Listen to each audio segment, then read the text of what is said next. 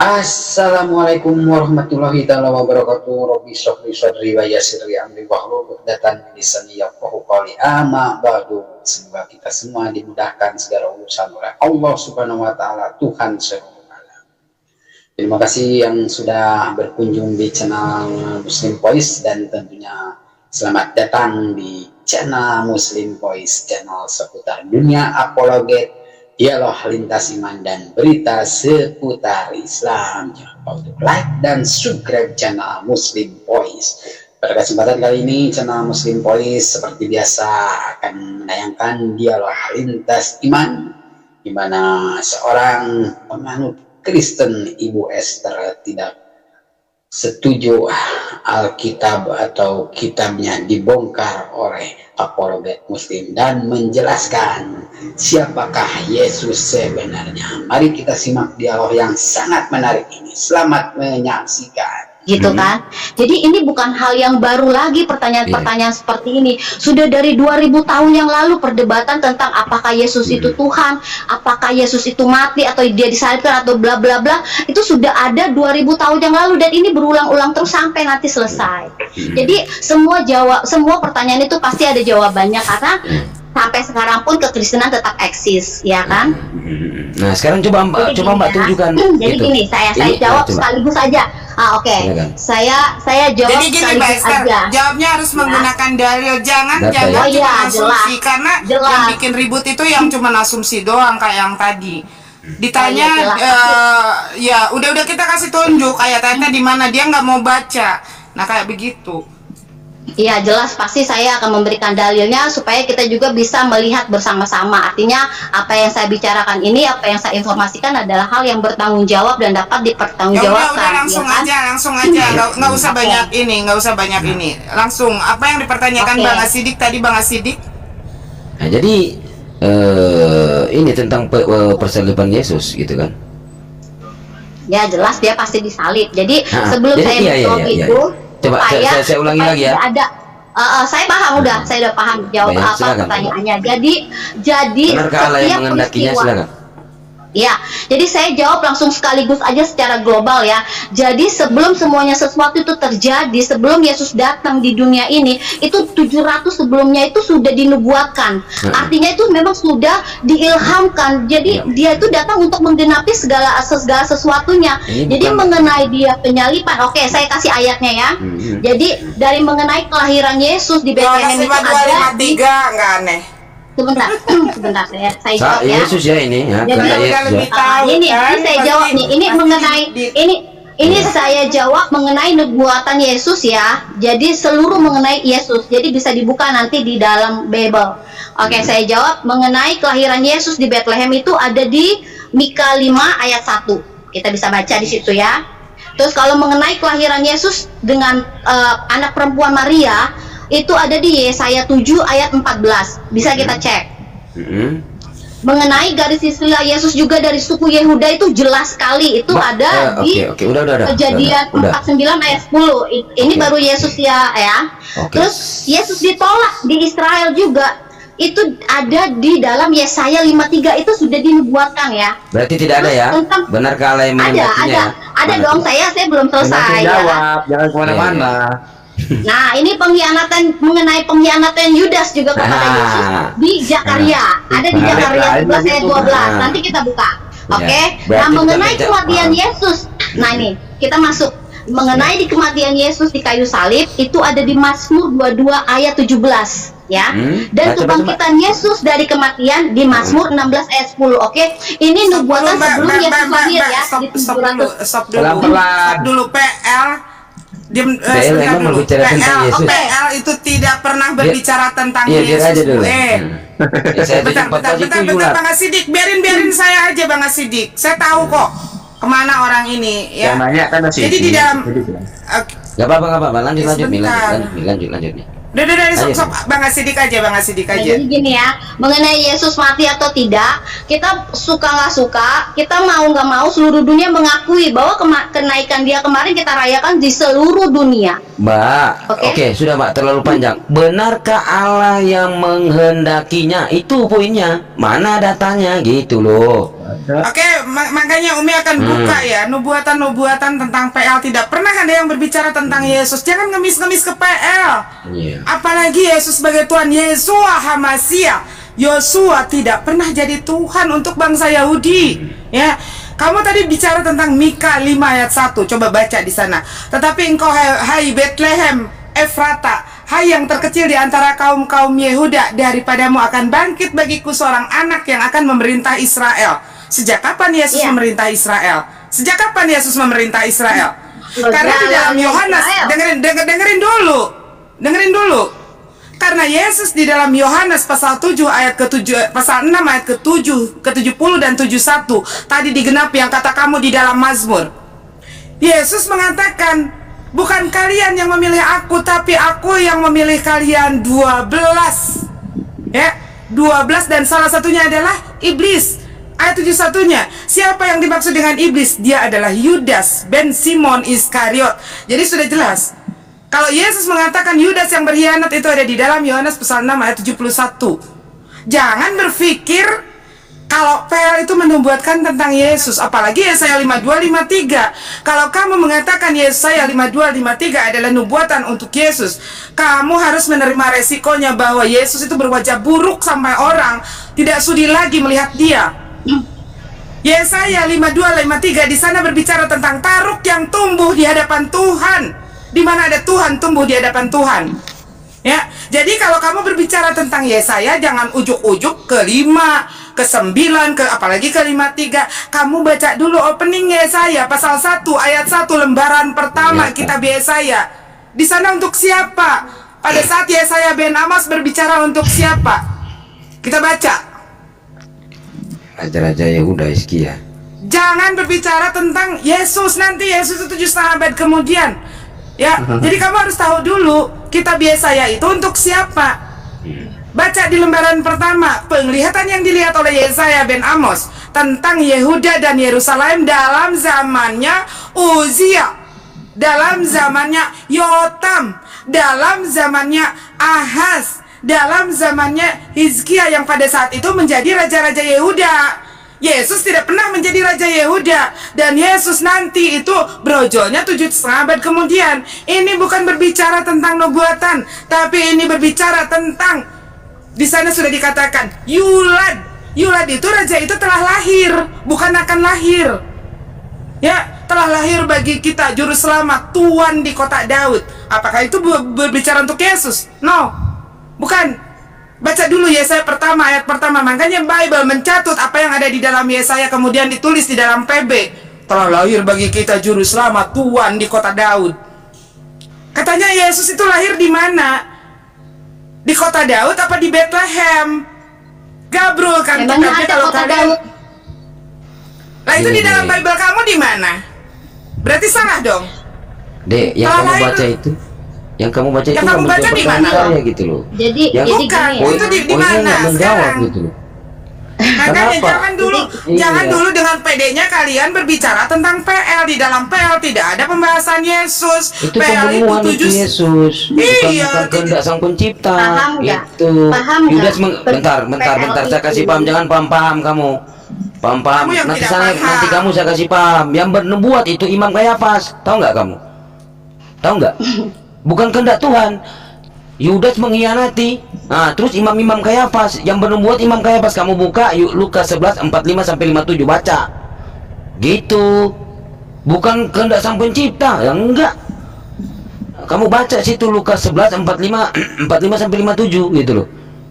Banyak di antara orang Yahudi yang datang melawat Maria dan menyaksikan sendiri apa yang telah dibuat Yesus, percaya kepadanya. Tetapi ada yang pergi kepada orang-orang Farisi dan menceritakan kepada mereka apa yang telah dibuat Yesus. Lalu imam-imam kepala orang Farisi memanggil mahkamah agama untuk berkumpul, dan mereka berkata, apakah yang harus kita buat?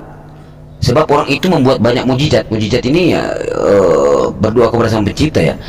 Apabila kita biarkan dia, maka semua orang akan berkata kepadanya, dan orang-orang Roma akan datang dan merampas tempat suci kita serta bangsa kita. Tetapi seorang di antara mereka, yaitu Kayafas, imam besar pada tahun itu, berkata kepada mereka, kamu tidak tahu apa-apa dan kamu tidak insaf bahwa lebih berguna bagimu jika satu orang mati. Siapa? Yesus, untuk bangsa kita daripada seluruh bangsa kita ini binasa. Hal ini dikatakannya bukan dari dirinya sendiri, tetapi sebagaimana imam besar pada tahun itu ia bernubuat bahwa Yesus akan mati untuk bangsa itu, dan bukan untuk bangsa itu saja, ini menurut Kayafas, tetapi juga untuk mengumpulkan dan mempersatukan anak-anak Allah yang tercerai-berai. Lalu dari hari itu mereka sepakat untuk membunuh Yesus. Karena itu Yesus tidak tampil lagi di muka umum di antara orang-orang Yahudi. Ia berangkat dari situ ke daerah dekat padang gurun, ke sebuah kota yang bernama Efraim, dan di situ ia tinggal bersama-sama muridnya. Pada waktu hari Paskah, orang Yahudi sudah dekat, dan banyak orang-orang dari negeri itu berangkat ke Yerusalem untuk menyucikan diri sebelum Paskah.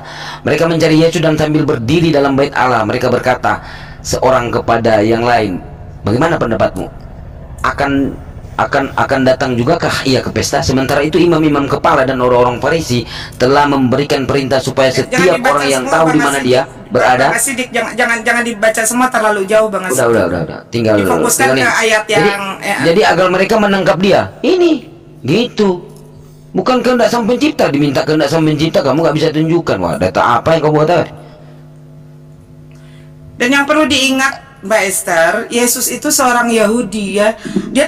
Dia bukan namanya bukan Yesus, Yesua Hamasia Yosua atau Aiso. Kalau di dalam bahasa kesehariannya, dia tidak pernah disembah jadi Tuhan oleh orang-orang Yahudi, ya.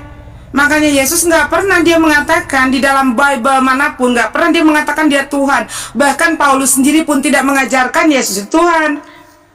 Paulus mengajarkan Yesus itu adalah Kurios. Kurios itu bukan Tuhan. Dan anehnya orang-orang Kristen Indonesia ya, orang-orang Kristen Wakanda nih ya, di Bible yang lain versi bahasa Inggris dia dikatakan Lord, dia dikatakan teacher. Hanya di versi TB saja, di versi terjemahan baru saja Yesus jadi Tuhan. Paulus sendiri mengatakan di dalam 1 Korintus 8 ayat 6, karena bagi kita hanya ada satu Allah saja yang daripadanya kita diciptakan, dan hanya satu Kurios saja, satu Tuhan saja, bukan Tuhan ya, satu Kurios. Sampai sekarang mulut kalian masih mengatakan dia Yesus Kristus kok. Yesus Kristus itu bukan Yesus Tuhan, tetapi Yesus Mesias, itu benar, Yesus Kristus. Kalau kalian mau menyebut Yesus itu adalah sebagai Tuhan, pencipta, Bapa itu sendiri, kenapa mulut kalian masih menyebut dia Yesus Kristus? Harusnya Yesus Theos, Yesus Tuhan. Ya, karena Kristus itu bukan Tuhan. Kristus itu adalah Mesias. Kristus itu adalah utusan. Kalau Tuhan itu adalah Theos. Berhentilah menyebut Yesus Kristus dari mulai sekarang. Sebut dia Yesus Theos. Kalau kalian kekeh, Yesus itu adalah Tuhan. Katanya pertanyaan dari 2000 tahun yang lalu. Nggak pede apa jawab dengan Bible? Lari-lari lagi, bergantung di ketiak PL. Sementara PL sendiri tidak pernah berbicara tentang Yesus. Gimana? Coba. Ya karena kan Anda bukan orang Kristen, jadi kamu nggak tahu gitu. Loh, memang Yesus orang Kristen? Sekarang saya tanya, memang Yesus orang Kristen? Pengajaran, dan namanya Kristus, Yesus Kristus, dan kita orang Kristen adalah pengikut Yesus, pengikut Yesus Kristus. Coba sekarang saya mau tanya dulu, ajaran Kristus apa yang kamu ikuti? Hah? Ajaran Kristus apa yang kamu ikuti? Di Alkitab lah. Kok Yesus siapa? Bukan dikatakan di Alkitab. Saya tanya, kamu mengklaim bahwa Kristen itu adalah pengikut Kristus, sementara Yesus sendiri tidak pernah kenal dengan yang namanya Yesus Kristus. Makanya kenapa di dalam Matius 7 dengerin dulu. Kok agama? Dengerin dulu, jangan dulu lari-lari. Di dalam Matius 7 ayat 22, Yesus tidak mengenal kalian pada saat kalian protes, "Ya Tuhanku, bukankah kami bernubuat atas namamu, melakukan mukjizat dan mengusir setan?" Bukan saya kan, bukan saya yang bilang. Ini itu ada di dalam Alkitabmu. Bible. Dengerin. Makanya dengerin dulu, jangan dulu ngotot-ngotot sebelum kamu mendengarkan. Ini di dalam Bible kamu, di dalam Matius 22. Ya, nanti kalian protes, "Tuhan, bukankah kami bernubuat atas namamu, mengusir setan atas namamu, dan melakukan mukjizat atas demi namamu?" Pada saat itulah kata Yesus, "Aku akan berterus terang kepada kalian. Nyala kalian daripada di hadapanku. Aku tidak mengenal kalian." Ayat 23-nya, kalian adalah pelaku kejahatan. Pada saat kalian dengan pedenya, kalau kami pengikut Kristus, lalu Kristus membantah kalian, apa yang akan kalian lakukan? Makanya kenapa saya tanya, kamu sebagai Kristen yang katanya pengikut Kristus, ajaran Kristus apa yang kalian ikuti? Silakan.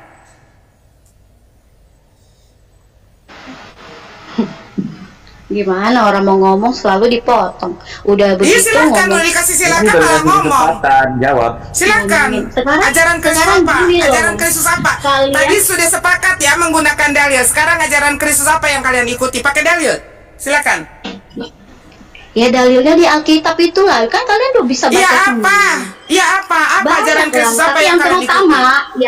yang terutama kasihilah sesamamu manusia seperti dirimu sendiri. Salah. Hukum yang terutama menurut Kristus, silakan kamu baca di dalam Markus 12:29. Hukum yang terutama kata Yesus apa? Dengarlah hai bangsa Israel, Allah itu Tuhan kita, Allah itu Esa. Kenapa Yesus berkata hanya untuk Bani Israel? Karena Yesus diutus hanya untuk domba-domba yang hilang dari kalangan Bani Israel. Di sana dikatakan hanya untuk domba-domba yang hilang dari kalangan Bani Israel. Silakan. Ya, bagaimana?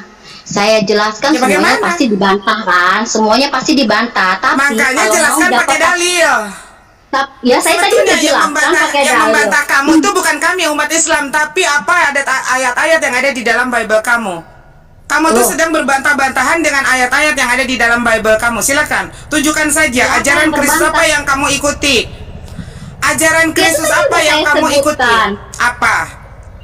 Kasihilah sesamamu manusia itu dibuka aja ketika Kenapa aja kamu langsung keluar lari ke sana? Kenapa kamu tidak dibaca dulu, Ma? Yang atasnya. Kenapa hukum yang terutamanya tidak kamu berani baca? Markus 12:29 baca dulu. Kenapa nggak mau baca yang atasnya?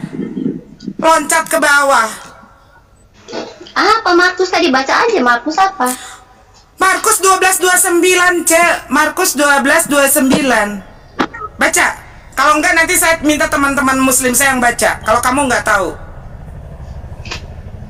Kenapa kamu langsung kasihilah sesamamu? Kenapa kamu tidak berani baca ayat yang atasnya? Atasnya yang terutama dulu. Hukum yang terutama dulu. Silakan baca. Berani nggak? Markus berapa tadi? Markus 12:29.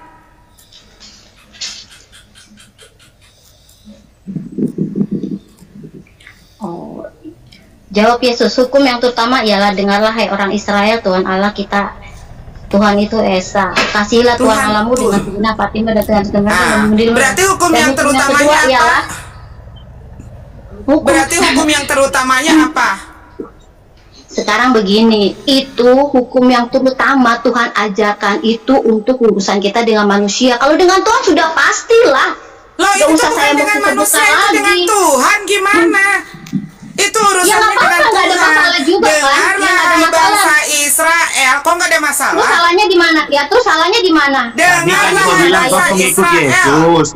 Esther, tadi kan kau bilang kau pengikut Yesus. Nah, sebagai pengikut Yesus harusnya kau mengikuti ajaran terutama ini. Kau ikuti nggak? Iya ya, memang saya mengikuti ajaran yang terutama. Memang saya ngikutin ajaran apa? Saya mau tanya dulu. Jadi di sini Esther, Yesus itu bukan ateis, Yesus itu bukan Tuhan, Yesus bukan Allah, Yesus bukan pencipta. Yesus menyembah kepada Sang Pencipta. Yohanes 4:22. Kamu menyembah apa yang tidak kamu kenal, Yesus menyembah apa yang Yesus kenal. Itu hukum yang terutama.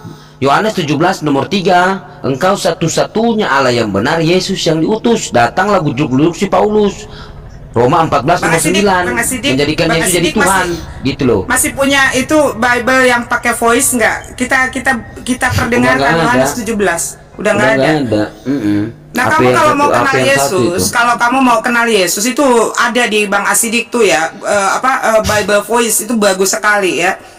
Yohanes 17 kalau lagi dipakai sama apa? Hai Israel, adapun Allah Tuhan kita, artinya Tuhan Yesus dan Tuhan kalian juga. Iya, jadi di dalam hukum yang terutama dengarlah hai bangsa Israel, Allah itu Tuhan kita, Allah itu Esa. Bukan gua ini Tuhan lu, gua ini Esa. Kata Yesus tidak mengajarkan demikian. Lalu Yesus juga kenapa di sana berkata kepada bangsa Israel? Karena di dalam Matius 15:24 Yesus mengatakan, aku diutus hanya kepada domba-domba yang hilang dari umat Israel. Ya. Ya Jadi udah, Yesus Kak, berbicara begini. untuk umat Israel. Sebentar dulu. Kalau kalian Sebentar memang dulu. lebih tahu, enggak, saya udah mau turun, masalahnya saya nggak banyak waktu. Jadi kalau Jangan memang kalian turun. yang lebih tahu Jangan mengenai turun, kamu kan Alkitab itu, pintar. ya kalian nggak usah bertanya lagi dengan kami orang Kristen gitu loh. Ya udah, Kita pakai kan aja mau dulu tahu. pemikiran kamu. Kita kan mau Loh, saya tahu kasih tahu tapi kan orang tetap yang disanggah. mengklaim pengikut Jadi Kristus itu percuma. seperti apa. Jadi Ternyata percuma hanya ketika sekelompok anti-Kristus dijelaskan kalian tapi itu. tidak mau mengerti dan hanya Bukan. mencomot-comot ayat untuk dipakai untuk sebagai argumentasi. Kalian yang Jadi mencomot saya bukan ayat orang berdebat ya. dan terbukti antikristus itu adalah orang-orang Kristen itu sendiri. Baca di dalam surat Yohanes yang pertama.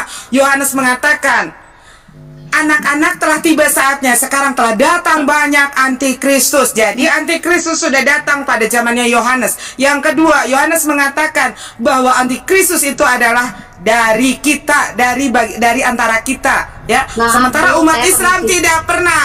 Umat Islam tidak pernah. Kemudian Yohanes juga mengatakan Diam aja dulu kalau situ, antikristus, kalau Diam aja dulu. antikristus, ya, kalau antikristus adalah mereka sebetulnya serigala yang rakus, tapi mereka menyamar sebagai domba-domba. Dan dipungkas ya, ditutup oleh Yesus di dalam 2 Yohanes pasal 1 ayat ke-7 bahwa pendusta dan antikristus itu mereka yang menyangkal aku sebagai manusia. Disangkal Yesus bukan manusia, Yesus Tuhan, kayak begitu ya. Jadi antikristus itu sudah jelas di dalam Matius, surat Matius yang pertama dikatakan di sana, mereka adalah yang mengubah-ubah ajaran Kristus dan mengubah siapa itu Kristus. Udah jelas Kristus disebutnya bukan Theos, dituhankan pula oleh umat Kristen. Ya, makanya kalau Yesus mengatakan akulah jalan kebenaran dan hidup, tidak akan ada yang sampai kepada Bapa jika tidak melalui aku. Bukan ajaran untuk umat Kristen, tetapi ajaran untuk Bani Israel. Karena Yesus diutus hanya untuk domba-domba yang hilang dari kalangan Bani Israel. Dan di dalam Matius 21, 22, 23 Yesus mengatakan tidak mengenal kalian Kristen. Ya, sekali lagi, bahkan Yesus akan mengusir kalian. Bahkan Yesus mengatakan kalian ini adalah pelaku-pelaku kejahatan. Bahkan di dalam Yohanes pasal 8 ayat 44 Yesus mengatakan, iblislah yang menjadi bapamu dan kamu ingin mengikuti segala keinginan bapamu itu. Ya, oke, silakan, mau dibantah? Oke ya, jadi begini ya. Saya udah dapat ayatnya nih, Mas Sidik. Kalau memang Dari tadi mau saya nyari nggak mengetahui ketemu. mengenai isi Alkitab itu, ya lebih baik tanyanya ke orang Kristen aja. Enggak Apapun usah, yang orang dikatakan Kristen oleh itu tidak orang mengenal kitabnya sendiri. Udah, titik. Nggak usah mau Ya dibodohi dengan sudahlah. umat Kristen. Mereka adalah antikristus, kata Yohanes di suratnya yang pertama. Pendusta dan antikristus, pengajar-pengajar sesat dan guru-guru palsu, mereka yang menyangkal Yesus datang sebagai manusia. Bahkan mereka yang Abdul, aku permisi ya, Bang menginginkan, Abdul ya. mereka ini yang menginginkan Ya. memutarbalikkan ajaran-ajaran Kristus. Bang Sidik, saya udah ketemu nih ayatnya. Dari tadi saya nyari dari Ibrani 1 sampai ke 10. Ibrani 10 ayat 10 nih. Ibrani 10 ayat 10. Dan karena kehendaknya inilah kita telah dikuduskan satu kali untuk selama-lamanya oleh persembahan tubuh Yesus Kristus, dan karena kehendaknya.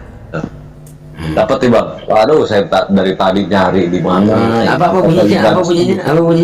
Itu perkataan Dan Paulus. apa? Apa bunyinya? Dan karena kehendaknya inilah kita telah dikuduskan satu kali untuk selama-lamanya oleh persembahan tubuh Yesus Kristus. Oleh persembahan tubuh. Ya, makanya kamu mengikuti ajaran Paulus, Kenzo. Loh, kamu kan mengikuti ajaran, ya kan gitu. Nah, itu kan perkataan Paulus, ya kan? Nah, ini gua udah nyari nih sampai lama dari gua dengerin. Ada Ya, mau Ibrani itu kan ajaran gini Bang Kenzo, Ibrani itu kan ajaran Paulus. Paulus itu berbicara bukan berdasarkan firman Tuhan. Silakan baca di dalam 2 Korintus pasal 11 ayat ke-17. Semua yang kusampaikan bukan berdasarkan firman Tuhan, tetapi atas dasar kebodohanku yang boleh bermegah, kata Paulus. Makanya Yesus di dalam Yohanes tadi Umi katakan di dalam Yohanes 8 ayat 44, coba dengerinnya, baca ya bentar. Yohanes 8 ayat 44. Ini digenapi semua oleh Paulus. Kita buktikan ya. Nyari ada setengah jam nih. Enggak lah. Oh, tapi sayang ya. Saya Dari- ternyata dari- menunjukkan dari- bahwa Bang dari- Kenzo pengikut ajaran Paulus. Iya. Nah, terus kalau kamu seperti itu mengikuti ajaran Paulus, kenapa kamu nggak ikut di dalam Roma 12 nomor 1? Karena itu saudara-saudara, demi kemurahan Allah, ini Paulus ya. Aku menasihatkan kamu supaya kamu mempersembahkan tubuhmu sebagai persembahan yang hidup. Ayo sembahkan tubuhmu kan untuk disalib. Ayo, ini entah Paulus loh, ini yang kudus dan yang berkenan kepada Allah. Itu adalah ibadahmu yang sejati loh. Ya, Persembahan tubuhmu di sini kan. nggak ada Gini. ini Ini apa? makna pengertiannya yang tersirat di dalam situ. Maksudnya persembahan tubuhmu yang kudus ini. Kita tuh tubuh kita nih nggak disembahkan dengan hal-hal yang berbuat dosa gitu loh. Jadi dalam tubuh kita ini kita harus kudus gitu loh Bang. Bukan sama persembahan tubuh kita disalib, bukan makna yang tersiratnya nggak seperti itu. Kamu di situ kamu lari. Aduh, ya disalib Lu persembahkan dong gitu loh. Ya maksud yang tersiratnya di situ Bang. Persembahan tubuh yang Bang kudus Kenzo, itu kita Bang Kenzo apa nggak takut Bang Kenzo membaca Ibrani itu? Bang Kenzo ini sudah murni pengikut Paulus. Makanya kenapa Yesus mengatakan di dalam Yohanes 8 begini Bang Kenzo, iblislah yang menjadi bapamu dan kamu ingin melakukan keinginan-keinginan bapamu itu. Ia adalah pembunuh manusia sejak semula dan tidak ada hidup di dalam kebenaran, sebab di dalam dia tidak ada kebenaran. Kita lihat lagi ayat berikutnya bentar ya. Iya, iblis di sini berbicara. Sebentar Lucifer. dulu. Kita dulu berdua, nanti kalau Umi ada. Jadi Kenzo itu yang Gitu ya. Jangan dulu dibantah sebab begini, dengerin kita dulu. konteks lain. Nah, jadi Kenzo, Bentar dulu. Ini membuktikan bahwa Kristen itu pengikut Paulus. Iblislah yang menjadi bapakmu dan kamu ingin melakukan keinginan-keinginan bapakmu. Ia adalah pembunuh manusia sejak semula dan tidak hidup di dalam kebenaran, sebab di dalam dia tidak ada kebenaran. Apabila dia berkata, dia selalu berdusta. Ia berkata atas kehendaknya sendiri, sebab dia adalah pendusta dan bapak segala dusta. Sekarang pertanyaan pertama, benar nggak Paulus? Iya, sebentar dulu, belum. Kita akan buktikan dulu. Benar nggak dia itu adalah pembunuh dari sejak semula? Betul, di dalam Kisah Para Rasul 9 ayat 13 sudah dikatakan sementara itu berkobar-kobar hati Saulus untuk mengacam dan membunuh murid-murid Tuhan. Jadi pembunuh dari sejak semula. Kemudian benar nggak si Paulus ini mengaku bapak? Ya, ada di dalam Yohanes di dalam 8:44 itu bahwa si Paulus ini mengatakan dia itu adalah mengaku bapak nih ya ayatnya. Kita ini buktikan bahwa dia mengaku bapak. enggak, sebenarnya di dalam Lukas tadi 11:45 nomor 7 kamu nggak baca Kenzo. Orang Roma akan datang loh. Makanya Roma Bentar Bang Asidik sebentar. Di dalam 1 Korintus 4 ya, di dalam 1 Korintus 4 ayat 15, sebab sekalipun kamu mempunyai beribu-ribu pendidik dalam Kristus, kamu tidak memiliki banyak bapak, karena akulah yang dalam Kristus Yesus telah menjadi bapak. Wah, kena report. Jadi gini, coba kamu baca di dalam Lukas 11:45. Siapa kena, Bang? Umi. Nah, coba kamu baca baik-baik. Lukas 11:45. Itu kenapa? Maksudnya apa yang tersirat di sini nih? Lukas 11. Nah, coba. Saya back dulu nih. Lukas 11. Hal berdoa nih Bang. Perikopnya bukan, itu mah 11 ayat 45 ya. 45 sampai 11 45. Yang mengecam orang-orang Farisi dan